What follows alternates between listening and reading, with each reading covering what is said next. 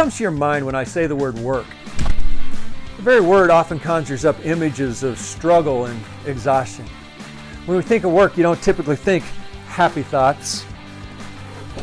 When we think of work, we think of enduring until the weekend when we can get away and enjoy our hobby.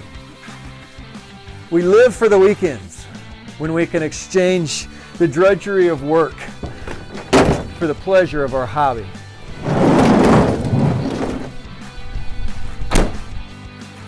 Relationships take work. That's just the way it is. So suck it up, Buttercup, and get back to work. While it's true that relationships take work, it doesn't always have to suck and feel like work. You see, what we feel actually starts in our mind with what we think about something. In other words, if your mentality is always from a negative perspective, then growing and strengthening your relationship will always feel like work. What if you were to reframe your thinking from work to hobby?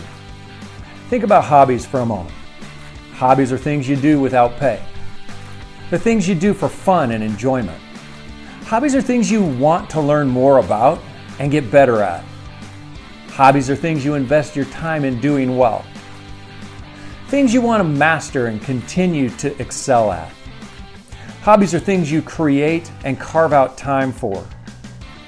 They're things you are intentional about prioritizing. When you think about your hobby and you talk about it with others, you talk with enthusiasm. Hobbies are things you'll actually even hire a coach to help you improve. I love golf. Golf's a hobby I enjoy. But much like my relationship, it's not without its struggles and challenges that can cause some four-letter words to come to mind. And yet there's something about my relationship with golf that makes me want to learn and practice and improve. And in fact, even the practicing is something I enjoy. I've paid good money to play golf, and I've even carved out time and invested in my golf game. It's something that I want to spend time with. What if you had a hobby mentality with your partner? Think of when you were dating.